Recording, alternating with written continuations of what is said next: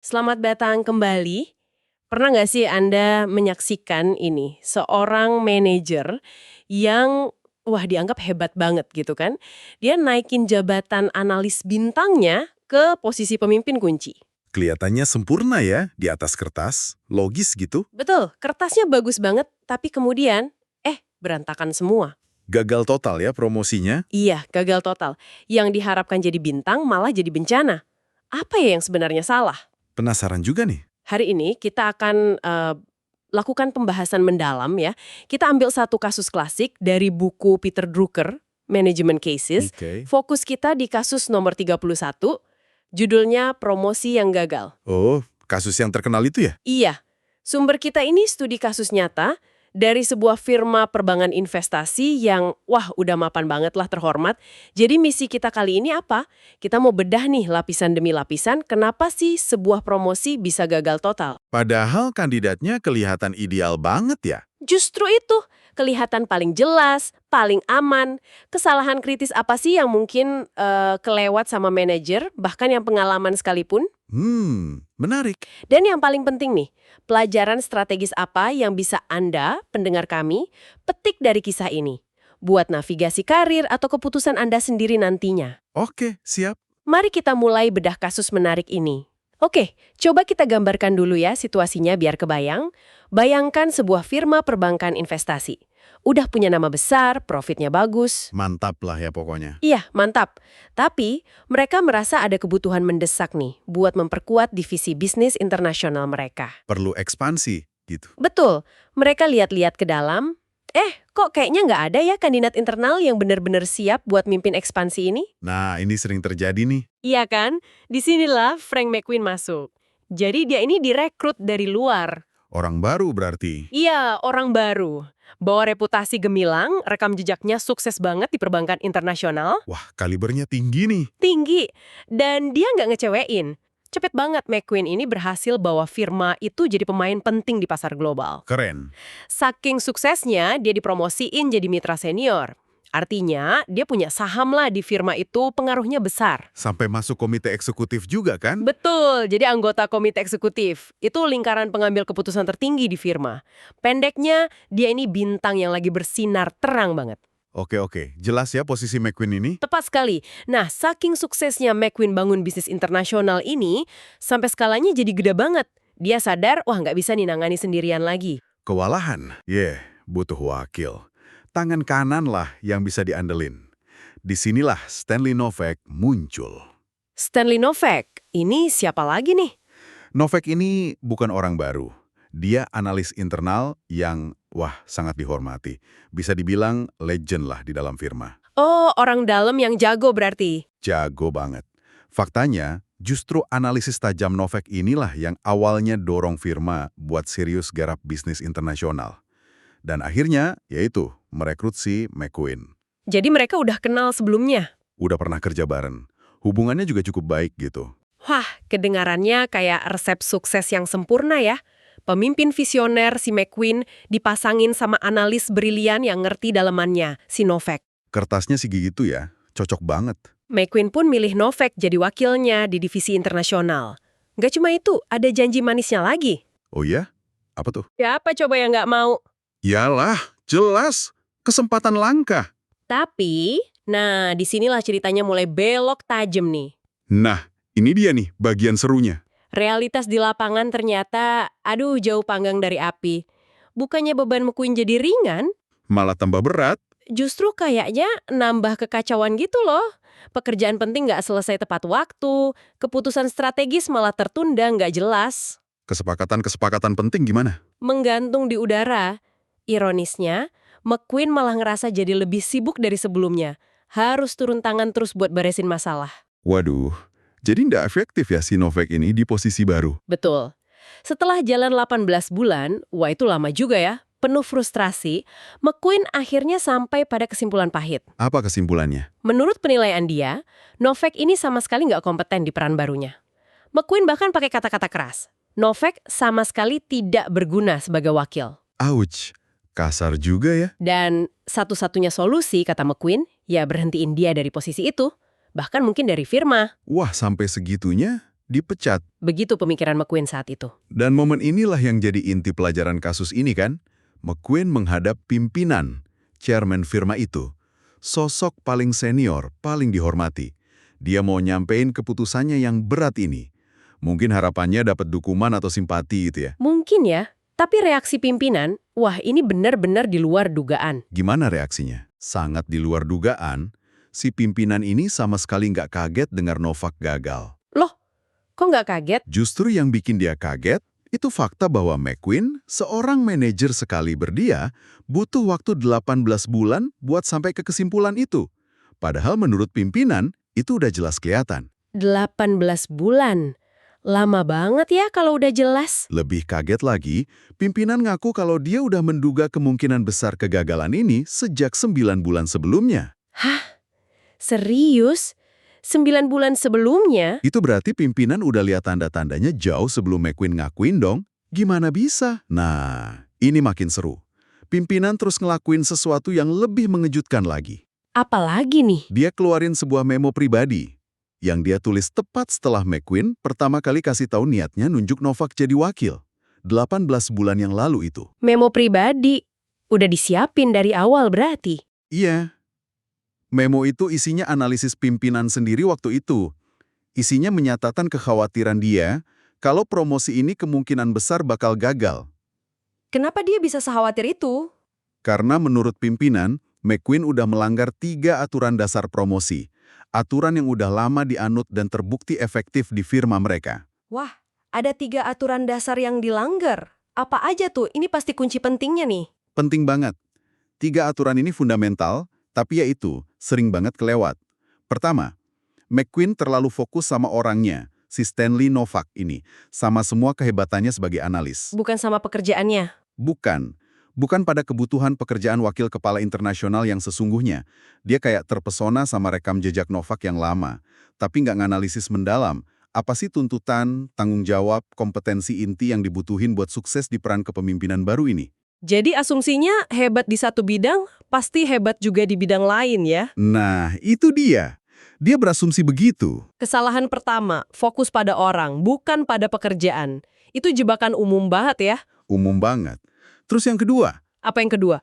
Kedua, McQueen cuma mempertimbangkan satu kandidat, Novak, titik. Cuma satu, buat posisi sepenting itu. Iya. Dia nggak buka opsi lain. Nggak bandingin Novak sama kandidat potensial lain dari dalam atau luar kek. Padahal, praktik terbaik dalam manajemen talenta dan juga aturan nggak tertulis di firma mereka itu, ya minimal pertimbangan 3 atau 4 kandidat serius lah. Tujuannya apa itu? Biar kelihatan profesional aja. Bukan cuma formalitas, tapi biar ada perbandingan objektif. Bisa lihat berbagai profil kekuatan, kelemahan. Biar gak jatuh cinta sama satu profil aja yang bisa bikin kita buta sama kekurangannya. Gitu loh. Masuk akal hanya satu kandidat, padahal posisinya strategis banget itu kayak pertaruhan berisiko ya. Terus aturan ketiga yang dilanggar. Ketiga, McQueen bikin keputusan ini relatif sendirian. Nggak diskusi sama yang lain. Kurang diskusi mendalam sama kolega-kolega lain yang relevan. Terutama para mitra senior lain yang mungkin kenal Novak lebih lama atau lebih paham dinamika kepemimpinan di divisi internasional. Dia kayak jalan sendiri gitu ya. Iya, dia bertindak seolah-olah ini keputusannya dia aja. Padahal promosi sepenting ini harusnya melibatkan kebijaksanaan kolektif. Konsultasi itu bukan buat lempar tanggung jawab ya, tapi buat dapat perspektif lebih kaya, buat identifikasi potensi masalah yang mungkin nggak kelihatan sama satu orang. Oke, jadi 3 ya. Fokus pada orang, bukan pekerjaan, cuma satu kandidat, terus kurang konsultasi. Nah, pimpinan lalu nekenin poin yang krusial banget dan mungkin nyakitin buat McQueen. Apa itu? Kegagalan ini, akarnya, itu kesalahan McQueen dalam menjalankan proses promosi. Bukan semata-mata kegagalan atau ketidakmampuan si Novak. Wah, telak banget itu. Telak. Makanya, mecat Novak sebagai konsekuensi dari kesalahan McQueen itu dianggap nggak adil. Dan pemborosan sumber daya manusia yang berharga. Bener juga sih. Pimpinan nanya tajam banget. Kenapa kita harus kehilangan orang berharga kayak Novak cuma karena Anda bikin kesalahan dalam proses seleksi dan penempatannya? Wah, ini benar-benar pukulan buat ego dan reputasi McQueen, kan? Iya, pasti. Dan disinilah kasus ini buka diskusi yang lebih dalam ya, tentang tanggung jawab seorang manajer itu sebenarnya sampai mana sih? Kita kan sering mikir, Kerjaan manajer selesai begitu orang yang dianggap tepat kepilih dan ditempatin. Udah kelar gitu ya? Nah, kasus ini nunjukin pandangan yang beda banget. Tanggung jawab manajer itu justru berlanjut, bahkan mungkin makin intensif setelah promosi dilakuin. Jadi nggak berhenti pas orangnya udah duduk di kursi baru ya? Sama sekali nggak. Pimpinan nantang McQueen lebih jauh. Nggak cuma mikirin solusi praktis buat Novak sekarang. Bukan cuma soal Novex mau diapain sekarang gitu ya? Betul, pimpinan memang minta McQueen mikirin nasib Novak. Di mana dia bisa ditempatin biar tetap kontribusi, apa kekuatannya, kelemahannya yang sekarang kelihatan jelas, pelajaran apa yang bisa dipetik buat pengembangan Novak ke depan. Tapi, ada pertanyaan yang jauh lebih fundamental yang harus dijawab McQueen. Apa itu? Mengapa Novak gagal? Apa akar masalah sesungguhnya? Dan pimpinan nggak mau terima jawaban yang gampang atau dangkal ya? Kayak, oh kerjaannya kegedean buat dia atau dia nggak cocok jadi pemimpin? Tepat. Pimpinan maksa McQueen buat introspeksi, analisis yang jauh lebih dalam. Bahkan, pimpinan ngasih semacam kerangka berpikir gitu. 3 kemungkinan akar masalah yang harus dipertimbangkan McQueen serius sebelum ambil kesimpulan. 3 kemungkinan. Apa aja tuh? Kemungkinan pertama, dan ini mungkin yang paling sulit diterima McQueen ya, Apa tuh? kemungkinan kegagalannya sendiri sebagai manajer dan pembimbing. Kegagalan McQueen maksudnya? Iya, apakah McQueen benar-benar gagal ngembimbing Novak ngelewatin transisi yang sulit ini? Dari analis individu jadi pemimpin. Kan peran baru ini nuntut pola pikir, skill, fokus yang beda banget. Apakah McQueen secara jelas nerangin ekspektasi baru ini?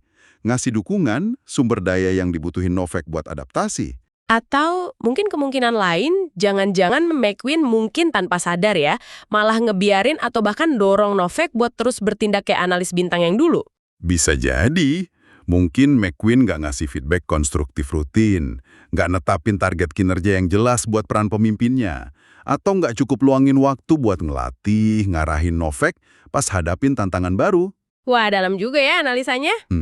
Pimpinan bahkan secara spesifik ngingetin McQueen tentang gimana dia sendiri dulu juga dapat bimbingan intensif pas pertama kali ambil peran kepemimpinan besar. Ini kayak nyindir halus gitu. Anda pernah dibantu sukses, kok nggak bantu orang lain gitu ya? Kurang lebih gitu. Kenapa Anda nggak lakuin hal yang sama buat Novak? Oke, itu kemungkinan pertama, kegagalan manajernya. Terus kemungkinan kedua?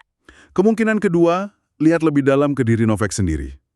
Terkait temperamen atau kecocokan fundamentalnya sama peran kepemimpinan. Maksudnya gimana tuh temperamen? Ya, apakah Novak ini terlepas dari kecerdasannya yang luar biasa sebagai analis, memang secara dasar tipe orang yang nggak cocok atau nggak mampu mikul beban tanggung jawab keputusan strategis, ngelola tim, hadapin tekanan kepemimpinan?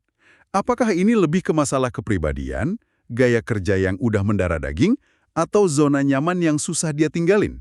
Bisa jadi ya, mungkin dia brilian banget kalau bedah masalah, olah data, bikin rekomendasi. Tapi begitu waktunya ambil keputusan akhir yang berisiko, Atau mendelegasikan tugas secara efektif, motivasi tim, nangani konflik antar pribadi? dia jadi nggak nyaman, ragu-ragu, atau nggak efektif. Betul.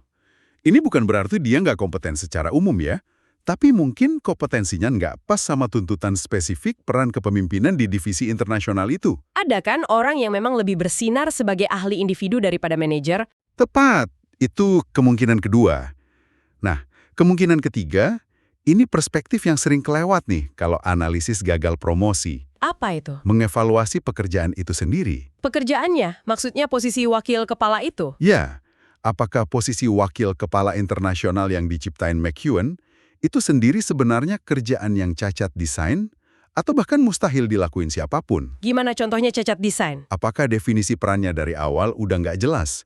Atau ada ekspektasi yang saling bertentangan yang dibebanin ke pemegang jabatan? Contohnya gimana tuh ekspektasi bertentangan? Misalnya nih, apakah Novak diharapkan jadi asisten pribadi McEwen yang siap sedia bantu apa aja, sekaligus diharapkan jadi kepala operasional yang mandiri dan proaktif ambil keputusan? Wah, bingung juga ya kalau gitu.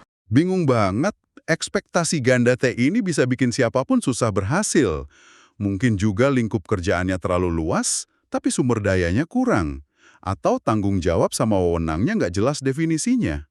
Kalau deskripsi dan struktur kerjaannya aja udah bermasalah, ya kegagalan mungkin udah ada di dalamnya.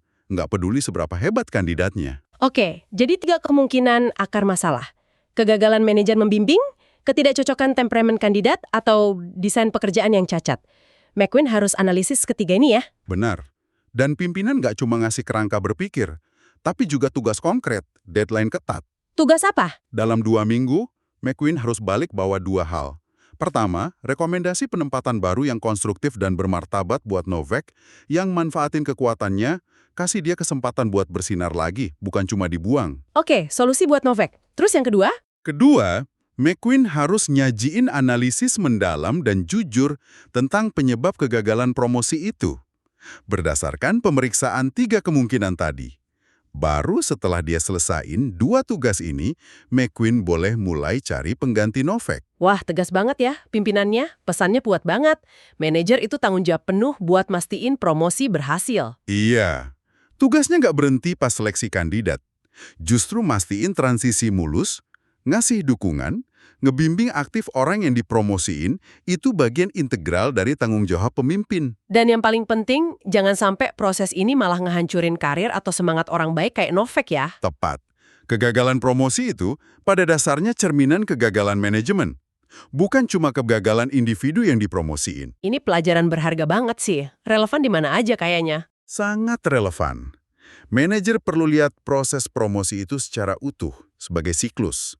Mulai dari definisi kerjaan yang jelas, realistis, proses seleksi ketat, bandingin beberapa kandidat objektif, libatin konsultasi sama pihak lain buat dapat perspektif beragam, sampai yang sering kelupaan, pendampingan, pembinaan, evaluasi intensif setelah orang itu duduk di posisi baru. Kalau elemen-elemen ini nggak ada, risiko gagal promosi kayak yang dialamin McQueen jadi tinggi banget ya. Tinggi sekali. Jadi, apa artinya semua ini buat Anda, pendengar kami? Kasus McQueen dan Novak ini mungkin kejadiannya di bank investasi puluhan tahun lalu ya. Tapi dinamikanya kerasa relevan banget nggak sih sama apa yang mungkin Anda lihat atau alami di kerjaan sekarang? Iya kan? Sering nggak kita lihat manajer tuh kayak terpukau banget sama kinerja gemilang kandidat di peran sebelumnya? Sampai lupa buat bedah secara kritis. Apa sih sebenarnya tuntutan spesifik dan tantangan unik dari pekerjaan baru yang mau diisi ini? Kita sering banget jatuh ke asumsi bahaya. Sukses di satu level atau fungsi, otomatis bakal sukses di level atau fungsi berikutnya yang lebih tinggi. Padahal bisa jadi butuh skill set, pengalaman, bahkan temperamen yang beda banget ya. Beda banget. Analis hebat belum tentu jadi manajer tim analis hebat. Programmer jenius belum tentu jadi pemimpin proyek software yang efektif. Transisi ini perlu dikelola secara sadar. Nah, pertanyaan kedua yang muncul dari kasus ini, seberapa penting sih peran aktif manajer setelah orangnya resmi dipromosiin? Fase ini sering dianggap remeh atau diabaikan. Padahal ngasih bimbingan terstruktur di awal, netapin ekspektasi jelas dan terukur dari hari pertama, bantu orang itu paham bedanya peran lama sama baru, terus ngasih dukungan selama adaptasi Itu faktor penentu keberhasilan. Krusial banget. kalau gagal ngasih pendampingan pasca promosi ini, akibatnya bisa fatal ya. Fatal. Dan ruginya jauh lebih besar dari sekedar performa individu yang nggak optimal. Kayak di kasus ini, ada resiko nyata kehilangan talenta berharga kayak Novak. Padahal dia mungkin masih bisa kontribusi besar di peran lain yang lebih pas. Bener juga, sayang banget kan kalau kehilangan orang bagus. Lebih jauh lagi, promosi yang gagal bisa ngerusak moral tim secara keseluruhan. Bikin sinis, nggak percaya sama proses manajemen dan keputusan di perusahaan, dan tentu aja pemborosan sumber daya, waktu, energi, biaya yang signifikan.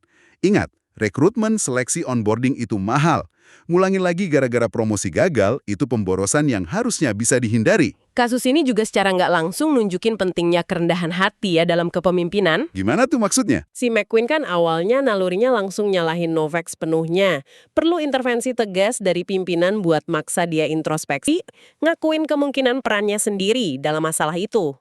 Iya bener. Kemampuan buat ngakuin salah, belajar darinya, terus nyesuain pendekatan, itu tanda kematangan pemimpin kan? Betul banget. Betul sekali. Manajer yang benar-benar efektif tuh paham. Sukses atau gagalnya anggota tim mereka, apalagi setelah promosi, itu cerminan langsung dari kualitas kepemimpinan dan proses yang mereka terapin. Pas promosi mulai kelihatan ada masalah, langkah pertama harusnya bukan nunjuk jari, tapi ngaca dulu. Ngaca ya? Iya. Apa yang bisa saya lakuin beda di proses seleksi? Di mana kurangnya saya ngasih dukungan dan bimbingan? Ekspektasi saya realistis nggak sih? Saya benar-benar paham nggak sih tuntutan peran baru ini? Pertanyaan-pertanyaan penting buat refleksi diri manajer ya. Penting banget. Pembahasan mendalam kita hari ini jelas banget nunjukin ya, kegagalan promosi Stanley Novak itu bukan cuma cerita gagalnya satu orang. Ini studi kasus tentang kegagalan sistemik dalam proses promosi yang dijalanin manajernya, Frank McQueen. Ya, benar. Kasus ini garis bawahi peran kritis manajer di tiap tahap. Mulai dari desain kerjaan, seleksi, sampai integrasi pasca promosi. Dan nekenin perlunya analisis yang jauh lebih dalam daripada cuma lihat kinerja masa lalu atau nyalahin individu pas ada masalah.